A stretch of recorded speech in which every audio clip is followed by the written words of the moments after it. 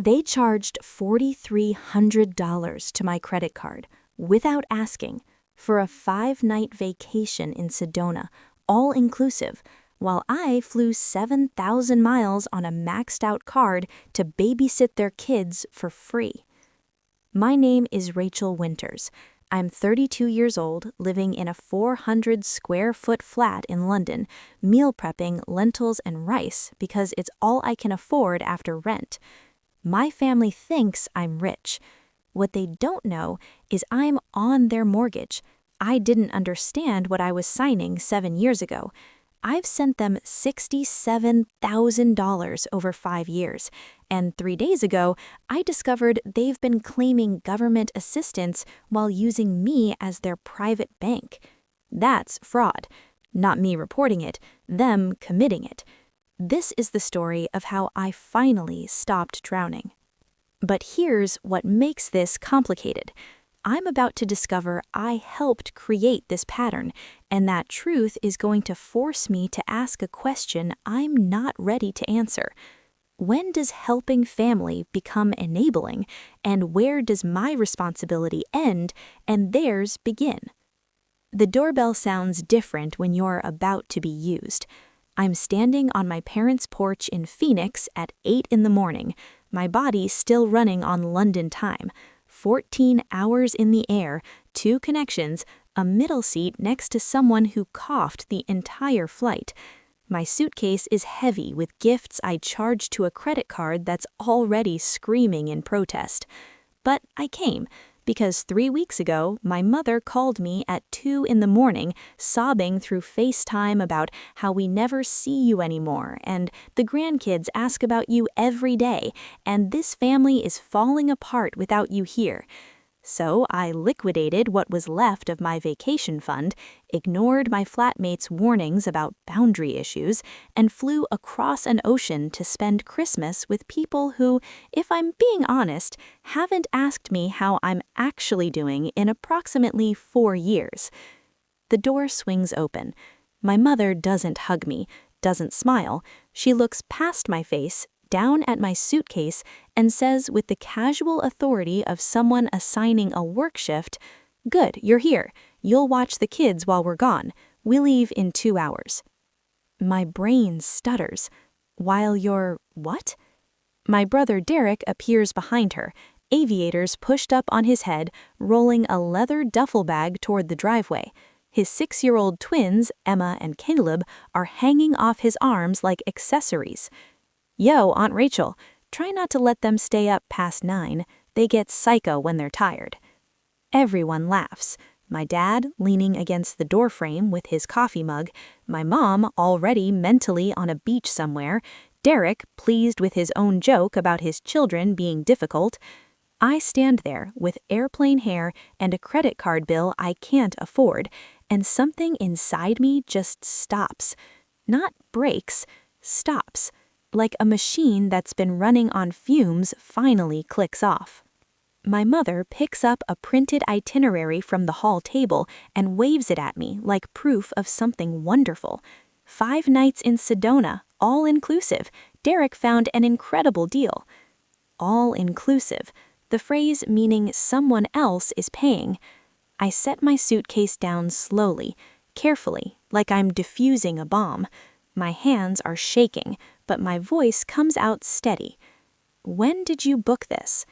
"Last week," my mom says brightly. "Why?" "With what?"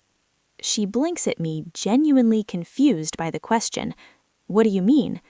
"I mean, with what money did you book a 5-night all-inclusive resort in Sedona? Because last I checked, you called me crying 2 months ago about not being able to afford the water bill." The hallway goes quiet. Derek stops mid-step, his duffel hanging from one hand. My dad sets his coffee mug down with a soft clink that sounds too loud. "We've been saving," my mom says, her voice taking on that defensive edge I know too well, the one that means I'm about to become the problem. "We're allowed to take a vacation, Rachel. We work hard." I nod slowly, too slowly. "You're absolutely right. You are." Then I pull out my phone, open my banking app with fingers that won't stop trembling, and turn the screen to her.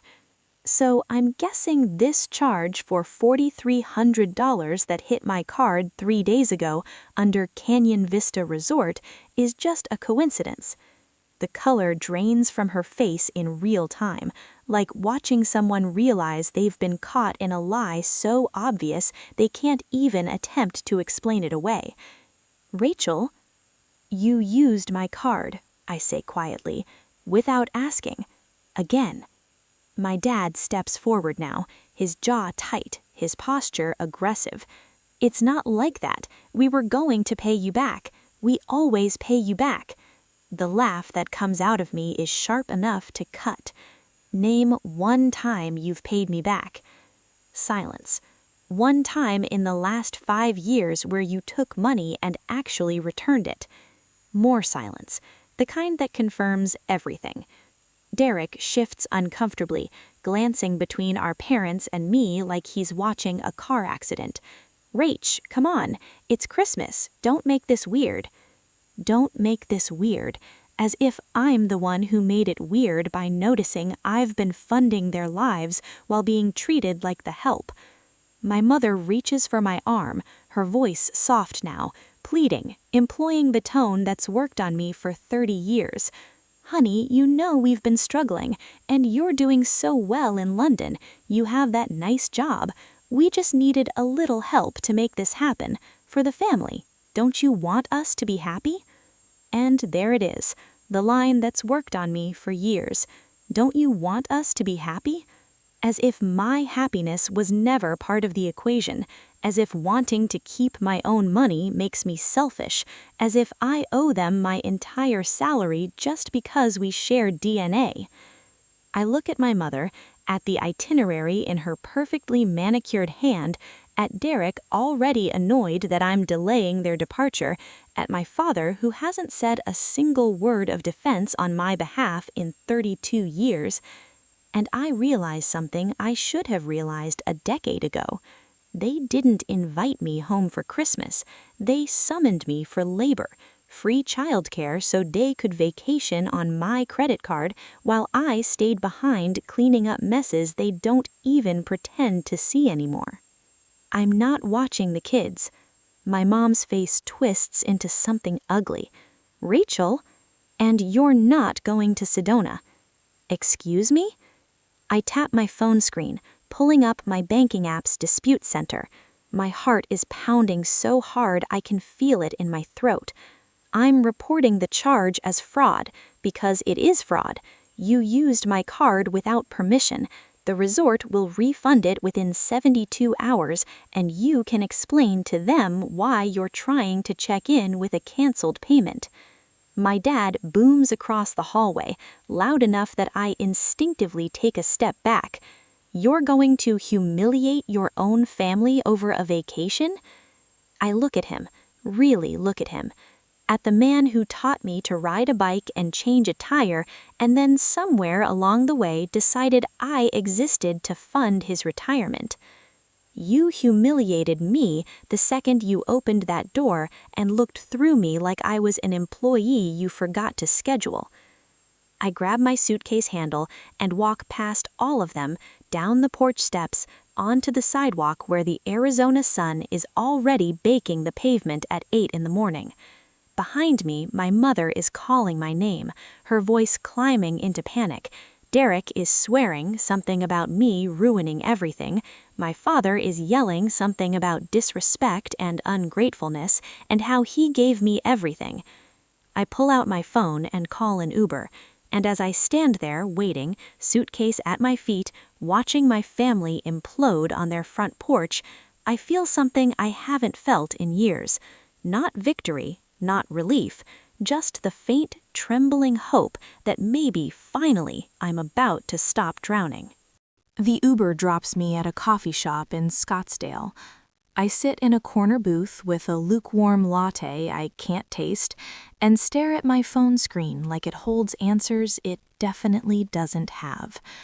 43 missed calls in 20 minutes, 27 texts, a voicemail from my mom that starts with, "How could you?"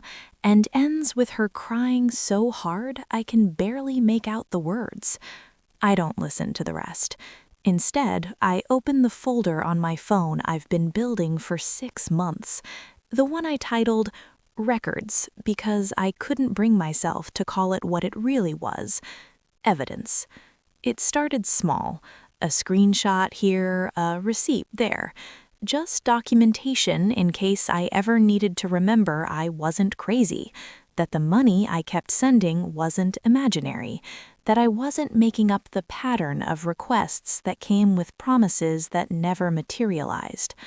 But over time, it grew into something else, a timeline of erasure. March, 2 years ago. Can you cover the mortgage this month? Dad's hours got cut. We'll pay you back by April. I scroll to April. No payment, just another request. June. The AC died. It's 110 degrees. We can't live like this. Can you send 3,000? It's an emergency. I sent 3,500 because the unit I found online cost more than they'd estimated. They never mentioned it again. September. Derek's business is finally taking off, but he needs a small loan to cover startup costs. Family invests in family, right? I sent $7,200. Derek's business, a meal prep delivery service, folded 4 months later when he realized it required actual work. I never saw a penny. Every single request came with the same promise: we'll pay you back. We're family. You know we're good for it. But they were never good for it. They were just good at making me feel like asking for repayment made me the villain. I scroll further, past the Venmo requests that always came with guilt-laden captions: for the grandkids' Christmas, for mom's medical bills, for groceries because the card got declined again. Past the autopay subscriptions I'd somehow gotten roped into covering without ever explicitly agreeing to: Netflix, Hulu, Spotify, their phone plan, their car insurance. $547 monthly that just appeared on my statements. Past the times they'd call me crying about the electric bill being overdue, and I'd log in to the utility website myself and pay it directly, because I couldn't stand the thought of my Nieblings sitting in the dark because their parents spent the bill money on something else. By the time I get to the end of the folder, my coffee is cold, and my hands are shaking so hard I have to set the phone down on the table. The total is $67,412. $67,000 over the course of 5 years, more than my annual rent in London, more than I've saved for retirement, more than I've spent on myself in the last decade combined. And every single time I sent money, they acted like I was supposed to be grateful for the opportunity to help. My throat tightens. The tears come before I can stop them, silent and hot, spilling onto the coffee shop table while a barista calls out drink orders and someone's toddler screams for a cake pop. I'm 32 years old. I work 60-hour weeks as a project coordinator for an architecture firm in London that treats me like I'm disposable. I live in a flat so small I can't open the oven and the fridge at the same time. I haven't bought new clothes in 2 years. I meal prep lentils and rice on Sundays because it's the only way I can afford to eat and still make rent. And my family thinks I'm rich. They think because I have a job abroad, because I don't complain, because I keep saying yes, that I have unlimited resources and no needs of my own. They think I'm a bank that never closes. I wipe my face with a paper napkin that disintegrates immediately, open a new browser tab with shaking fingers, and type 5 words I've been too afraid to search until now. How to stop enabling family financially. The first result is a forum thread with hundreds of comments. I read them one by one, and it's like looking into mirrors I didn't know existed. People who've been bled dry by parents and siblings who weaponize guilt. People who finally said no and got called selfish, ungrateful, cruel. People who've spent years wondering if they're the crazy ones for thinking family shouldn't require financial martyrdom. One comment stops me cold. They'll never stop asking as long as you keep giving, and they'll never see you as a person as long as they see you as a resource. I read it 3 times. Each time it lands harder. Then I scroll down to another comment, this one from someone who'd been in my exact position 5 years ago. I didn't just stop sending money, I got myself removed from everything they'd attached my name to without asking. Loans, leases, accounts. It was the only way to protect myself from their choices. My stomach drops. Loans, leases, accounts. I open my credit report, something I haven't checked in a year, because I was too afraid of what I'd find. Too afraid of confirming what I already suspected, that there were financial landmines with my name on them scattered through my parents' life. The page loads slowly, like the universe is giving me one last chance to back out. And there it is. A mortgage in Phoenix, Arizona, taken out 7 years ago in 2019. Borrowers, Kenneth and Diana Winters. Co-borrower, Rachel Winters, my parents' names, and mine. I stare at the screen until the words stop making sense, until they're just shapes, just pixels arranged in a pattern that's destroying my life. I'm on their mortgage. I don't remember signing anything, don't remember agreeing to this, don't remember anyone explaining what it meant to be a co-borrower or what I was legally responsible for. But there's my name, legally tied to a debt I didn't choose, tied to a house I don't live in, tied to people who've been using me as collateral for years without ever asking if I minded. My hands are shaking so badly now, I can barely hold the phone. I call the bank, wait on hold for 12 minutes, listening to cheerful music that makes me want to scream, that makes the disconnect between their artificial happiness and my collapsing world feel obscene. When the representative finally picks up, I can barely get the words out. I need to know about a mortgage. My name is on it, but I don't remember signing. She takes my information, puts me on hold again, longer this time, comes back with the kind of voice people use when delivering bad news they're legally required to deliver with professionalism.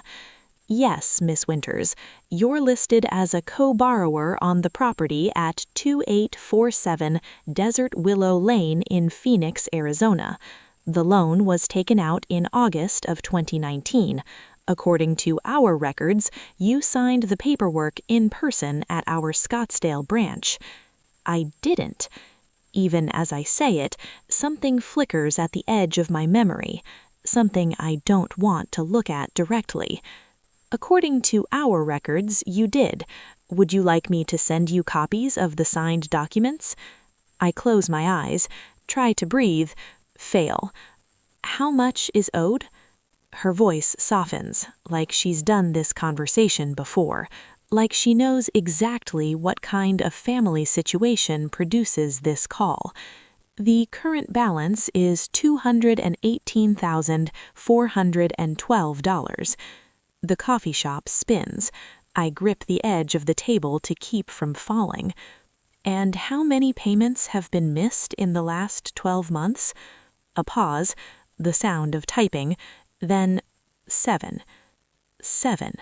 7 months where my credit score took a hit for a house I don't own, for people who never told me they were defaulting, for a loan I barely remember signing. If I want to be removed from this loan, what do I need to do? Her voice softens, like she's done this conversation before, like she knows exactly what kind of family situation produces this call. You'd need to request a release from the co-borrower obligation. The remaining borrowers would have to qualify for the loan on their own income and credit. If they can't, the property may need to be refinanced or sold. Sold. The word hangs in the air like smoke. Thank you. I hang up before she can offer any more help I can't process. For a long time, I just sit there, watching people order coffee and pastries, watching them laugh and check their phones, and live their lives like the ground beneath them isn't falling away. My family put my name on their house, and when they couldn't make the payments, they didn't warn me. They just let it hit my credit over and over while asking me for more money for emergencies that always seemed to coincide with new furniture and weekend trips. They didn't see me as their daughter. They saw me as a financial safety net they could use and discard and blame when it frayed. And I let them. For years, I let them. Not anymore.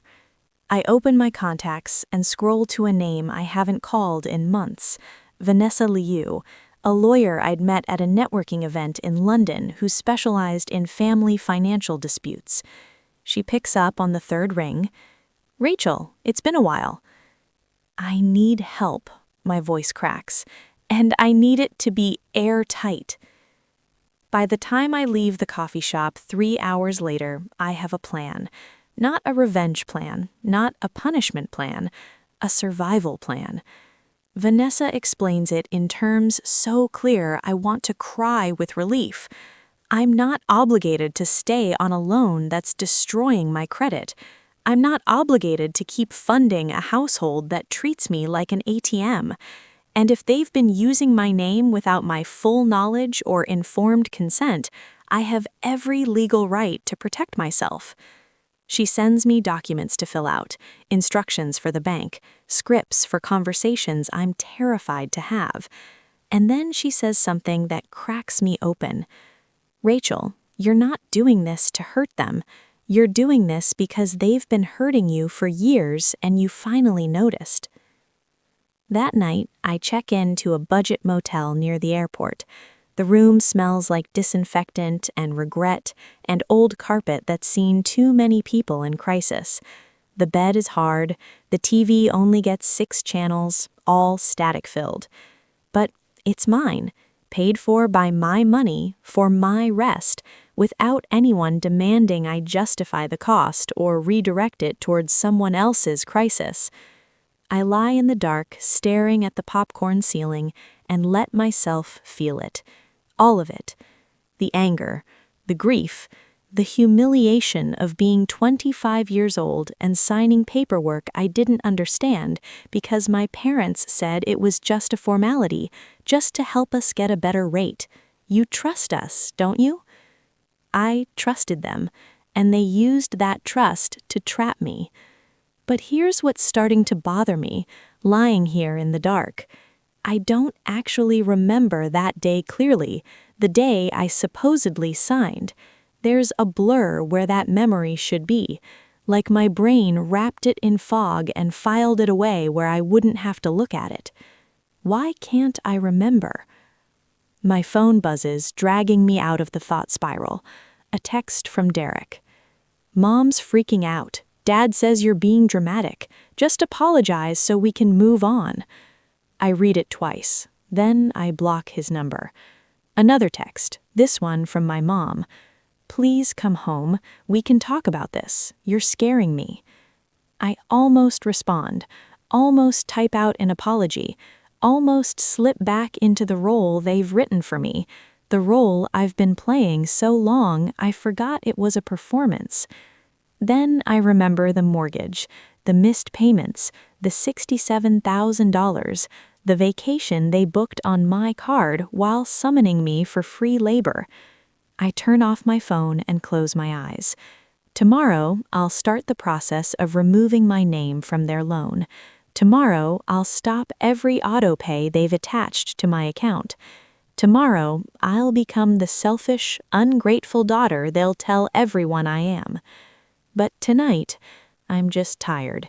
And for the first time in 5 years, I'm not tired because I've been working to fund someone else's comfort. I'm tired because I finally stopped. The next morning, I wake to 86 notifications on my phone. It vibrates against the motel nightstand like an angry wasp trapped under glass, furious and relentless. I don't open them yet. Instead, I shower in the dim bathroom with water pressure that barely qualifies as functional, get dressed in yesterday's clothes because I left my suitcase in the Uber in my panic, and walk to a diner across the street. I order coffee and eggs I know I won't eat, and pull out the documents Vanessa sent me overnight. Request for release from co-borrower obligation.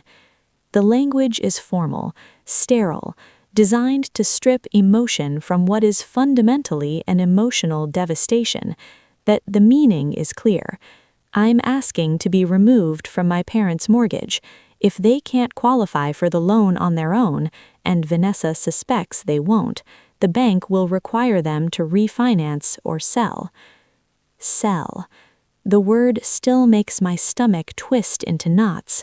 That house is where I grew up, where I learned to ride a bike in the driveway with Dad running behind me, where my mom used to make pancakes on Saturday mornings before everything got complicated, before money became the language we spoke instead of love, where Dad taught me to change a tire when I was 16, his hands patient and steady.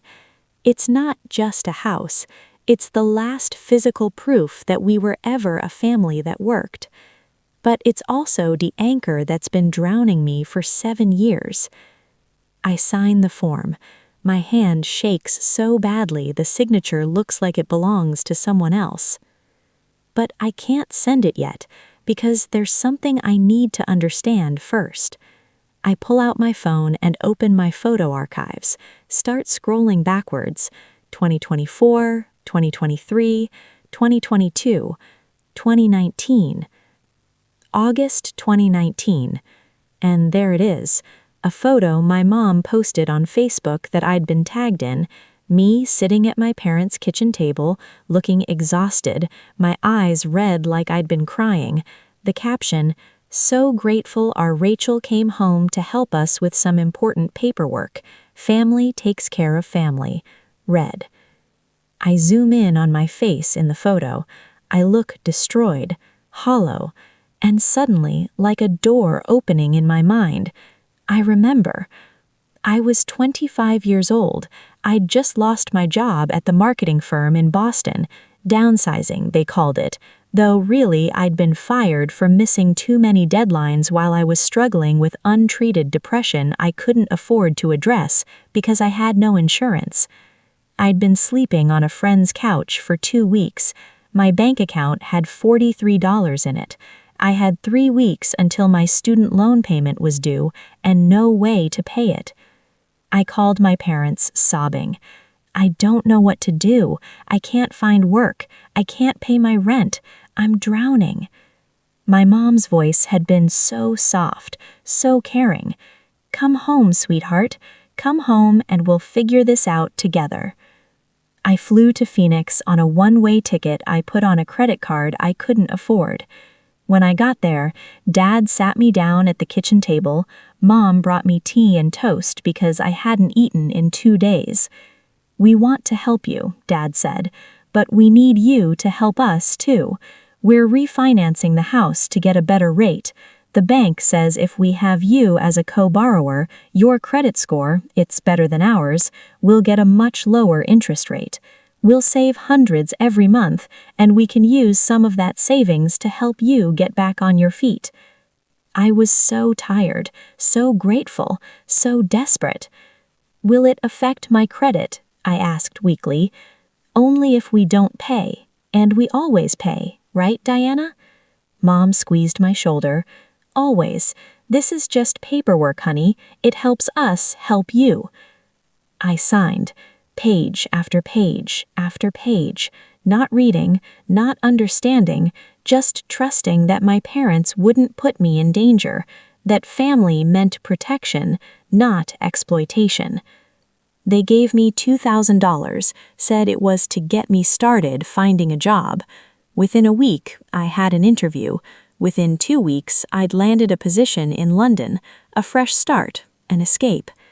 I never thought about the mortgage again. I was so eager to forget that entire period, the depression, the joblessness, the fear, that I buried it completely. And my parents never mentioned it, never sent me payment confirmations, never told me when they missed 7 payments, never explained that my help in their time of need had become a permanent financial anchor around my neck. I used them once. They used me continuously for 7 years. I sit in the diner booth, the memories settling over me like a weight. I did agree to the mortgage. I did sign those papers.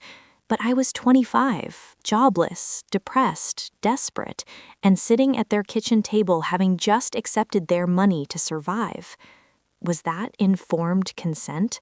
Was that a fair agreement? Or was it exploitation of someone in crisis? I don't know. And that uncertainty, that moral gray area, makes everything so much harder. I text Vanessa. I remembered signing. I was 25, unemployed, desperate. They gave me $2,000 afterward.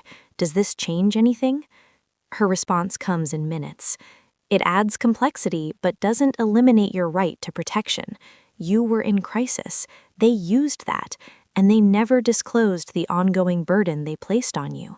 Still your choice on how to proceed. I stare at her message for a long time. Then I submit the release form anyway. Because even if I agreed once, 7 years ago, in a moment of desperation, that doesn't mean I agreed this forever. It doesn't mean I consented to missed payments destroying my credit. It doesn't mean I signed up to send $67,000 more. I agreed to help them once. They turned it into a lifetime sentence. By noon, I've submitted everything to the bank. I've canceled the autopay subscriptions, all of them, watching $547 per month release back into my control. I've disputed the Sedona resort charge. I've blocked my parents' numbers and Derek's too. I should feel powerful, liberated, like the hero in one of those revenge stories where the wronged person finally takes control. Instead, I feel nauseous. I spend the afternoon walking aimlessly through a strip mall, staring at stores I can't afford, wondering if I've just made the biggest mistake of my life. What if they really can't survive without me? What if this tips them into foreclosure? What if Emma and Caleb end up in a worse situation? Different schools, smaller apartment, more instability, because their aunt decided to stop being a doormat. What if my one moment of saying no destroys everything? By the time I get back to the motel, the sun is setting blood red over the Arizona desert, and my phone is a minefield of messages I still haven't opened. I sit on the edge of the bed and finally look. The first text is from my mom, time-stamped 6 hours ago. The bank called. What did you do? The second is from my dad. If you do this, you're not welcome in this family anymore. The third is from Derek. You're really going to make mom and dad homeless over money? You're sick. I scroll further. There are messages from my aunt, my cousin, even my mom's best friend Linda, who I haven't spoken to in 3 years. All of them saying some version of the same thing. How could you do this to your family? They need you. You're being selfish. This isn't who you are. I close the messages and open Facebook. Against every instinct screaming at me to stop, I check my dad's profile. He's posted, "Sometimes the people you sacrifice everything for turn their backs on you the moment it's inconvenient. Praying for our family during this difficult time."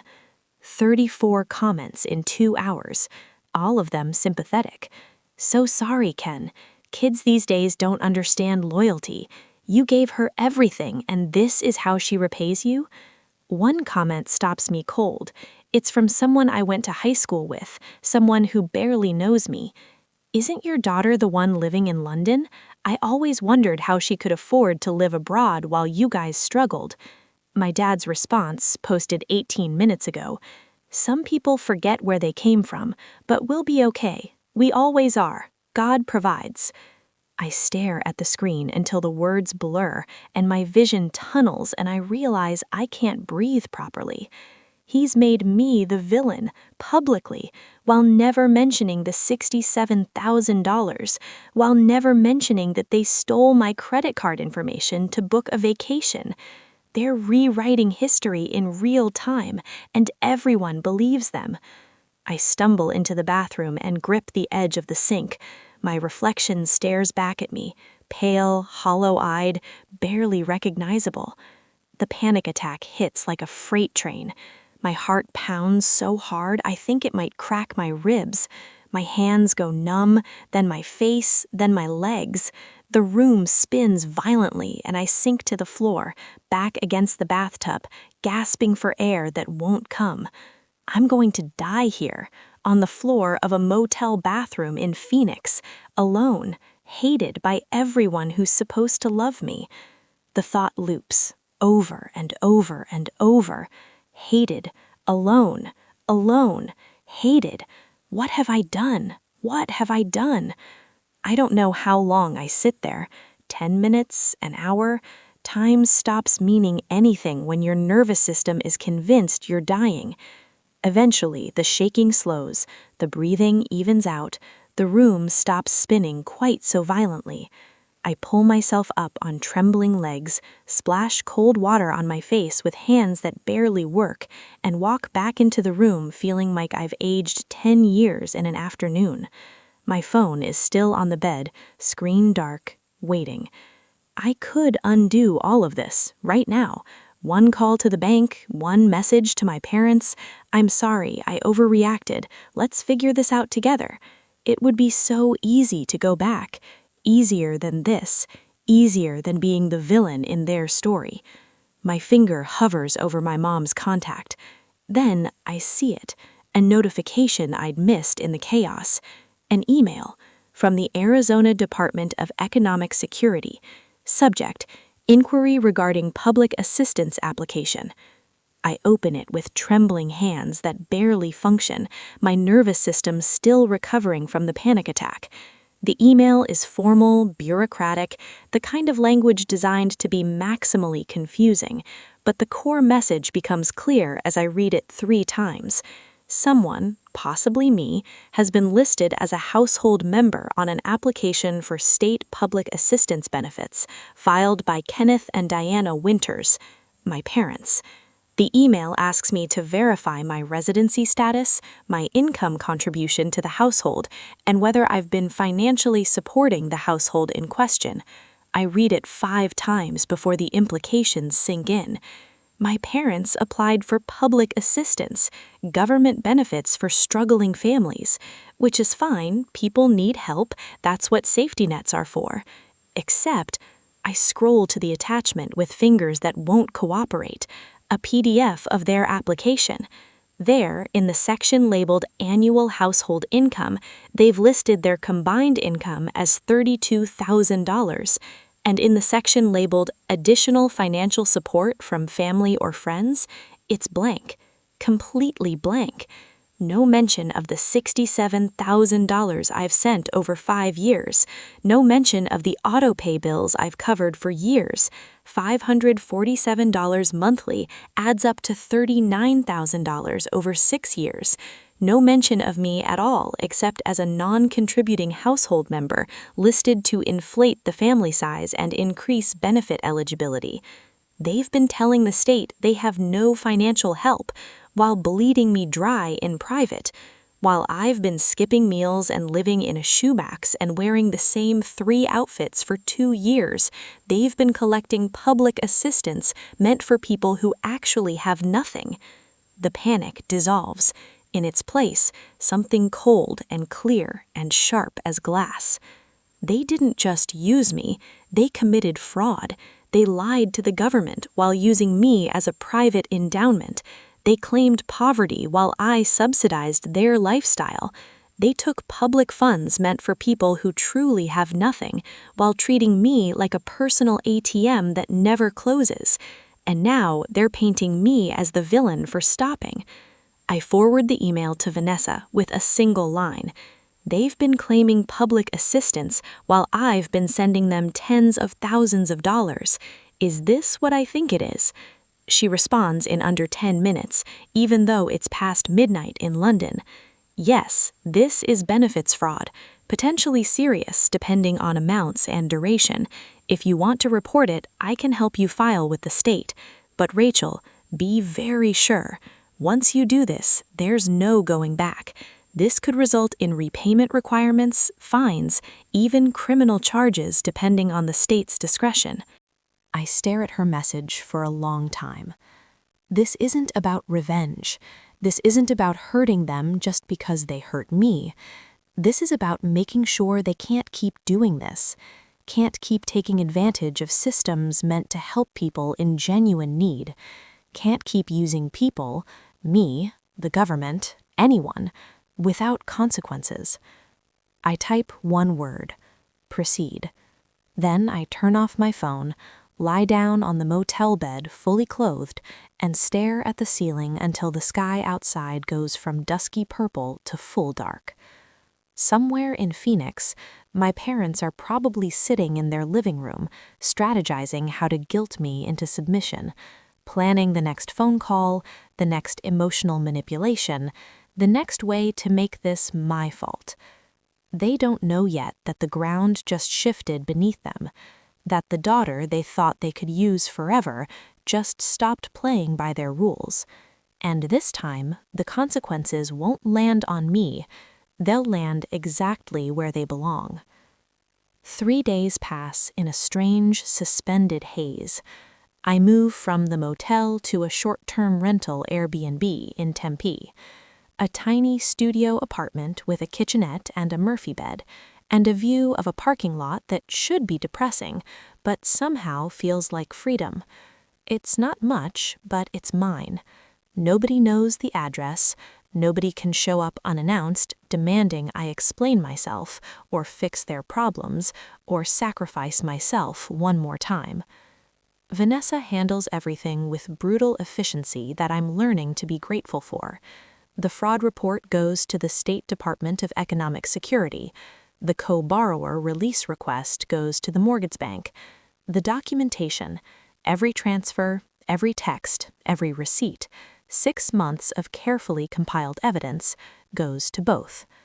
I don't call my parents, don't text, don't explain.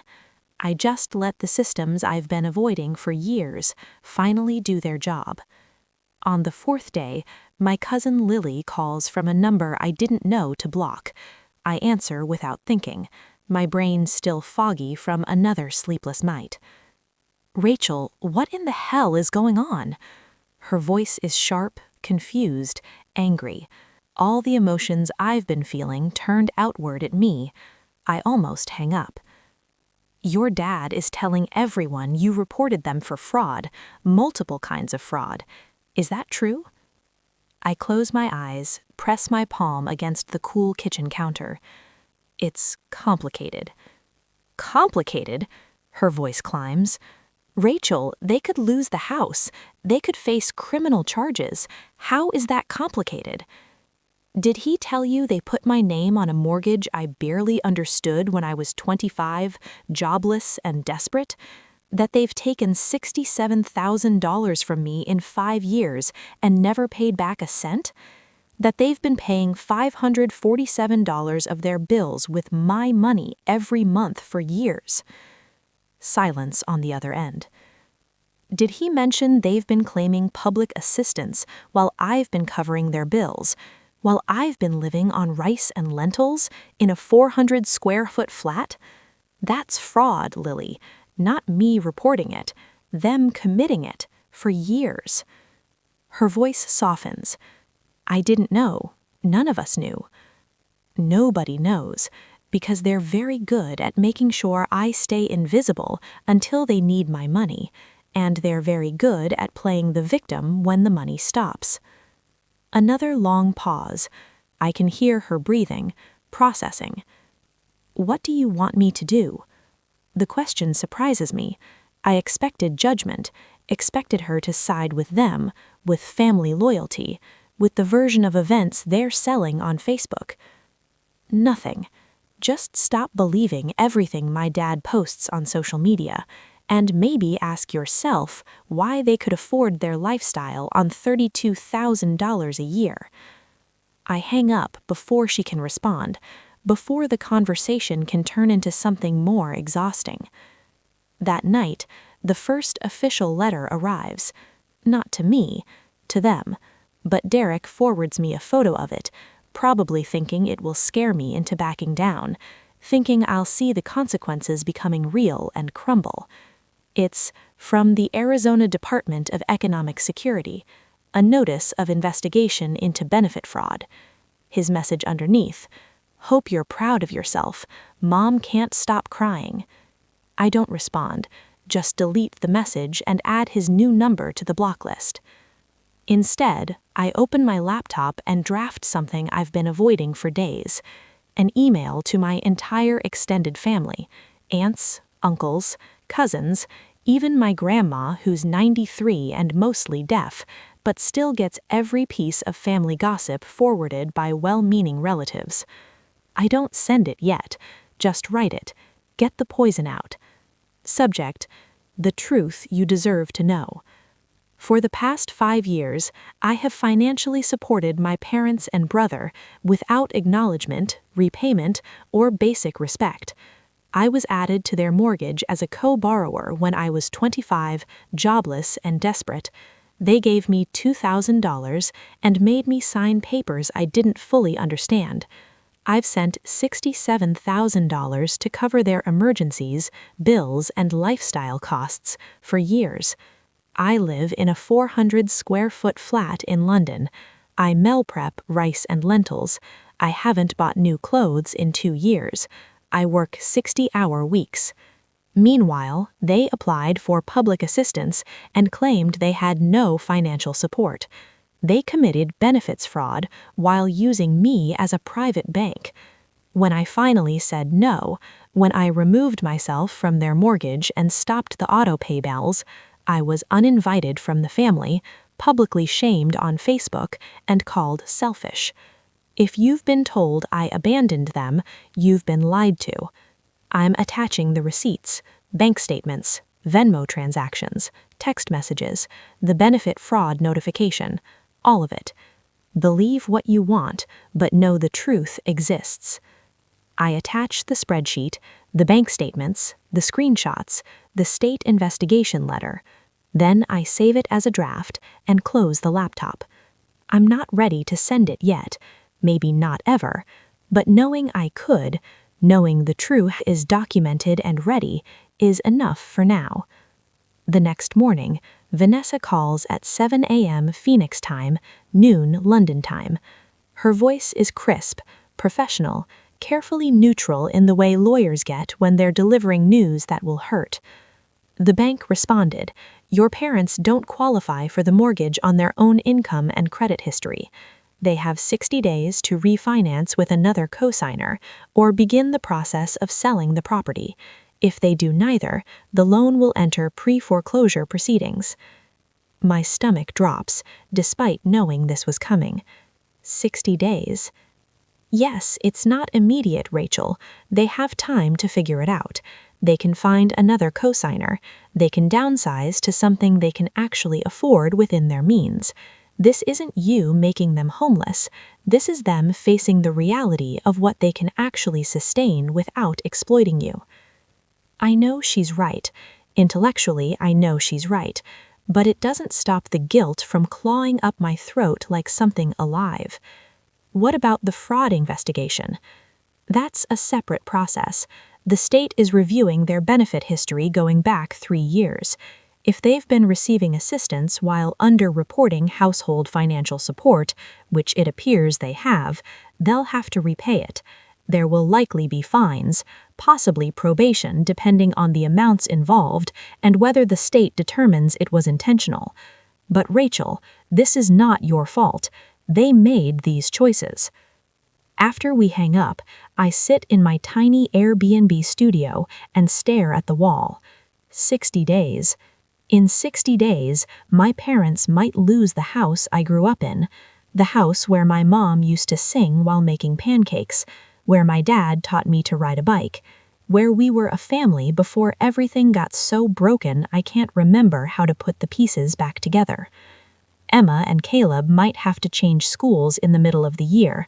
Derek might have to move his family into a smaller place, might have to explain to his kids why Grandma and Grandpa can't afford their house anymore.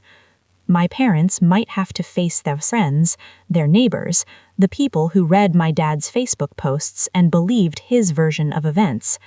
And it's because I said no. The thought circles my brain for hours like a vulture. I don't eat, don't sleep, just sit there playing out every worst-case scenario until I'm dizzy and nauseous with it. Around midnight, I do something I swore I wouldn't. I unblock my mom's number and read her messages, all 63 of them. The first ones are angry. How could you do this? You're tearing this family apart. Your father is having chest pains from the stress. The middle ones are pleading. Please call me. We can fix this. I know we made mistakes, but this is extreme. The most recent one, sent 3 hours ago, is different, quieter, more honest than anything she's sent before. The kids asked about you today. Emma wanted to know why you don't love us anymore. I didn't know what to tell her. I sat there, looking at her face, and realized I don't know how to explain what we did to you. I don't even fully understand it myself yet. The message sits on my screen like a knife. I imagine Emma, 6 years old with her gap-toothed smile, asking why Aunt Rachel doesn't come around anymore. I imagine my mom using that question as a weapon, as proof that I'm the monster. But this message doesn't sound like weaponization. It sounds like someone finally looking at themselves in the mirror and not liking what they see. My hands shake as I type a response. Tell her the truth, that I love her very much, and that grown-ups sometimes have to make hard choices to protect themselves, even from family, especially from family. I hit send before I can stop myself. 3 dots appear immediately, then disappear, then appear again. Finally, can we talk? Just you and me? Please? I know I don't deserve it. I stare at the message for 5 full minutes, my thumb hovering over the keyboard. Then I type, "One conversation, in public, tomorrow at noon, Encanto Park." Her response is instant. "Thank you, I'll be there." I set the phone down and press my palms against my eyes, trying to stop the headache building behind them. I don't know if this is progress or another trap, but I'm about to find out. We meet at Encanto Park near her house the next day, neutral ground, public enough that she can't make a scene without witnesses. She's already sitting on a bench when I arrive, hands folded in her lap, looking smaller than I remember. No makeup, hair pulled back in a messy bun. She's wearing an old t-shirt and jeans I recognize from years ago, not the carefully curated outfits she usually wears. She looks tired, older, diminished, human. I sit down on the far end of the bench, leaving deliberate space between us, creating a physical boundary that mirrors the emotional one I'm trying to build. For a moment, neither of us speaks, just 2 women on a park bench, watching dogs chase each other across the grass, watching joggers pass by, pretending this is normal, pretending we're normal. Finally, she breaks the silence. I didn't know it was that bad. I don't respond. I wait. I've learned that silence is more powerful than filling every gap. "The mortgage thing," she continues, her voice shaking slightly. "I didn't realize they put your name on it without explaining it properly. Your father handled all the paperwork. I just signed where he told me to. I thought it was just helping you help us, you know? I didn't understand you'd be legally responsible. You knew I was sending money. I did, but I thought you wanted to help. I thought you were doing well, and this was just what family does, what we're supposed to do for each other. I wasn't doing well, Mom. I was drowning, and none of you asked, not once. Her hands twist in her lap, fingers knotting together. You never said no. The words land like an accusation dressed up as an observation. I shouldn't have had to, I said quietly. You're my mother. You should have asked if I could afford it. You should have checked if I was okay. You should have noticed I never bought anything for myself, never traveled, never did anything but work and send you money.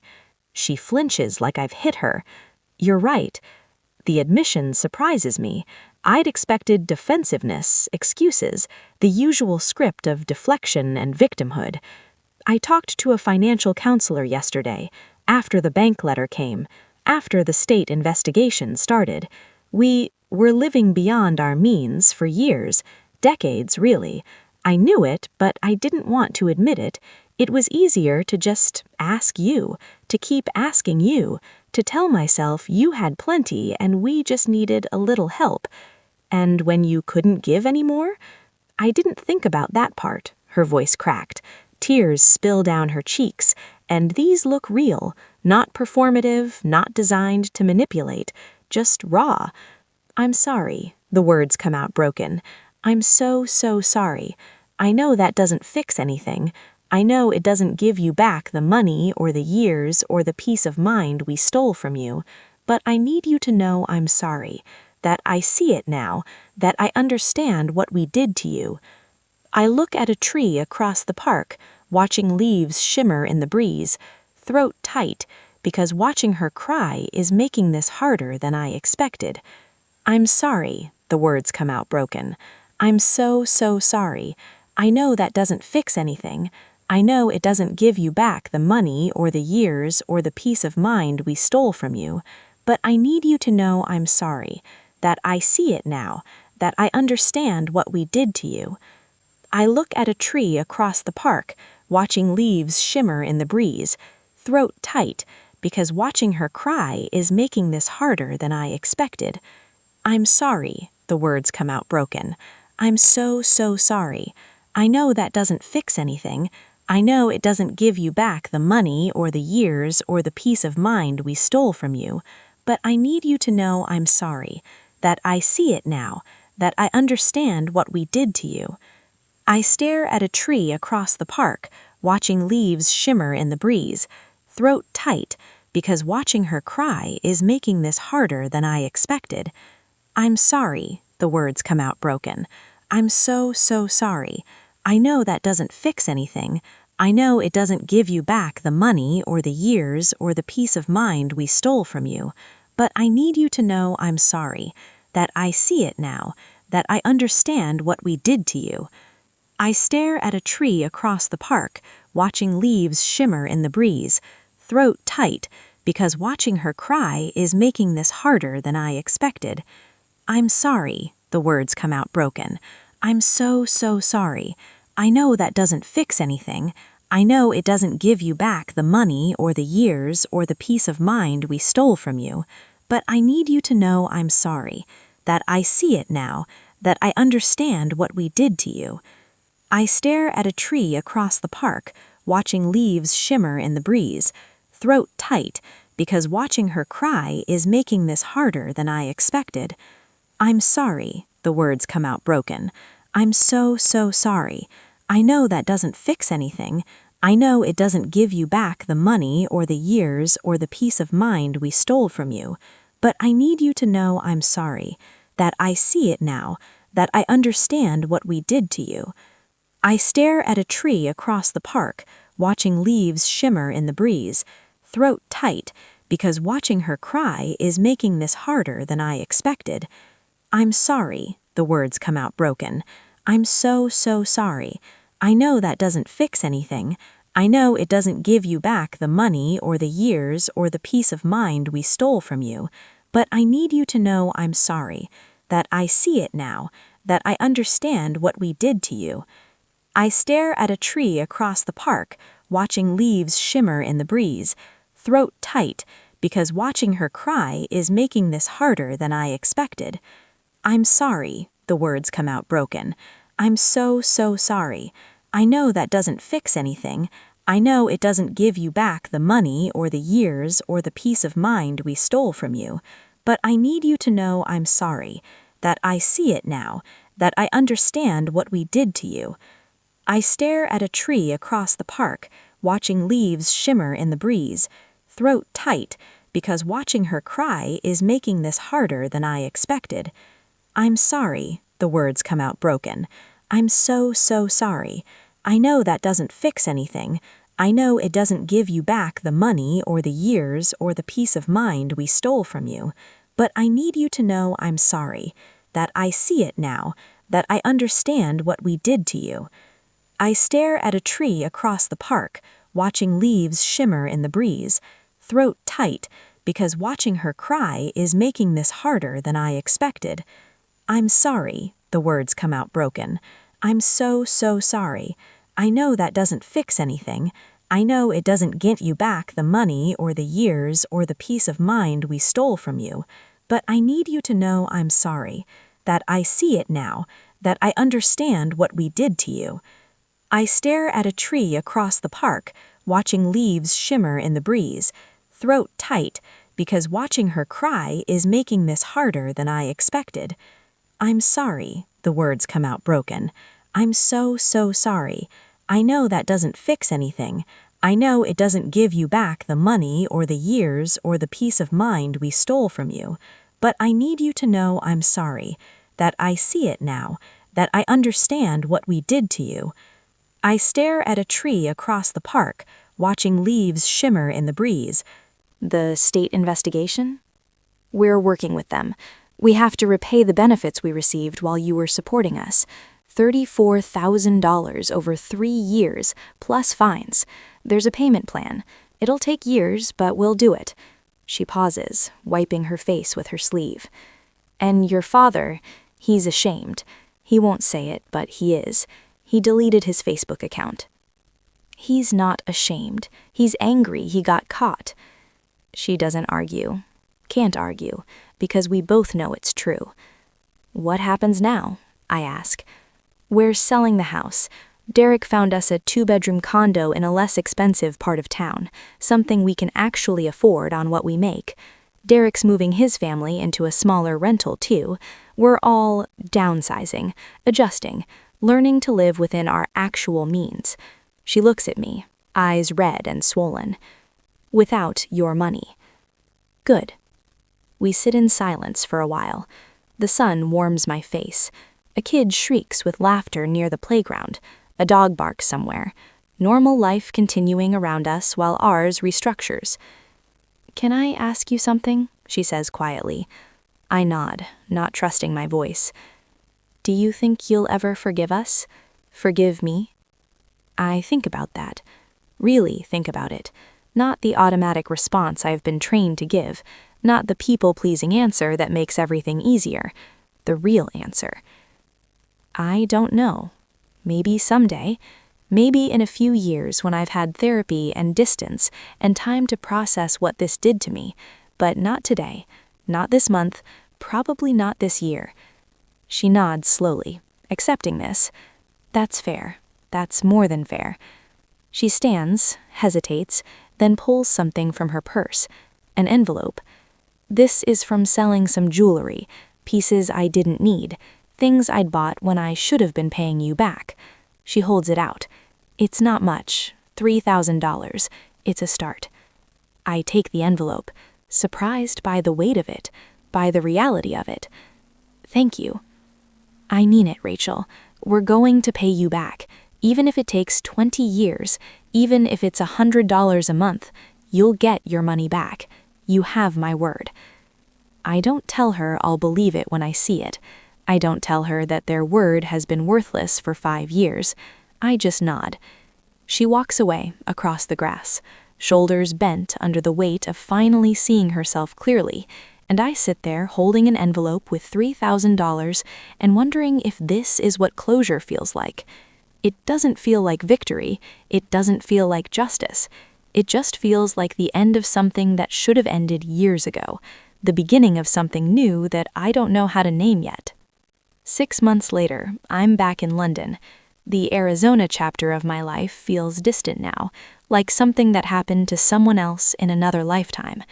My parents sold the house in May, moved into a modest 2-bedroom condo in a cheaper part of town that they actually own outright after the sale. My dad got a part-time job at a hardware store, something he swore he'd never do, but desperation changes perspective. My mom picked up extra hours at her office. Derek moved his family into a smaller rental and started driving for a rideshare company on weekends to make ends meet. They're surviving, not thriving, but surviving, without me. And I'm learning that I can survive without them, too. I get updates through Lily, who's appointed herself the family Switzerland. She tells me Emma asks about me sometimes, that my mom keeps a photo of us on her fridge from when I was 10 years old and we were still easy with each other, that my dad still doesn't talk about what happened but stopped posting on Facebook entirely, deleted his account actually, disappeared from social media like he's ashamed to be seen. Maybe he is. I don't know. I'm learning that I don't need to know. I've paid off my credit card, all of it, including the disputed Sedona charge that the resort refunded. I've built my savings back up to levels that don't give me panic attacks when I check my balance. I started therapy 8 weeks ago to untangle the guilt that still wakes me up at 3 in the morning, the voice that tells me I'm a bad daughter, that family is supposed to sacrifice, that I should have tried harder. My therapist keeps reminding me, you can't pour from an empty cup, and your cup has been empty for years. Last month, something unexpected happened. An envelope arrived at my London flat, forwarded from my old address by my landlord. Inside was a check for $200 and a note in my mother's handwriting. Month 1 of repayment. More to come. I promise this time I mean it. Mom. I cried when I read it, not because of the amount. $200 against $67,000 is a drop in an ocean, but because it meant she was trying, because promises backed by action mean something, and this was action. I deposited the check, and the next month another one came, $200, with a note, month 2, we're keeping our word. And the month after that, and the month after that. They're small. Sometimes they're late, but they're real. It'll take them decades to repay $67,000 at this rate. Maybe they never will fully. Maybe in 10 years we'll negotiate a settlement and call it done. But that's not the point anymore.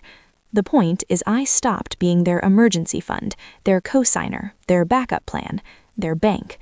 I stopped being invisible, and they started seeing me, not as a resource, but as a person who has limits, who deserves respect, who can't be taken for granted without consequences, a person who got tired of drowning and finally chose to save herself. Last week, Lily sent me a photo without comment, just the image, letting it speak for itself. My parents, Derek, and the kids at a potluck in their new condo complex. Everyone's crowded around a folding table covered in mismatched dishes. The lighting is bad. Overhead fluorescents that wash everything out. The food looks humble. Casseroles and store-bought pasta salad, not the elaborate spreads my mom used to stress over. But they look okay. Tired, maybe. Older, definitely. But okay.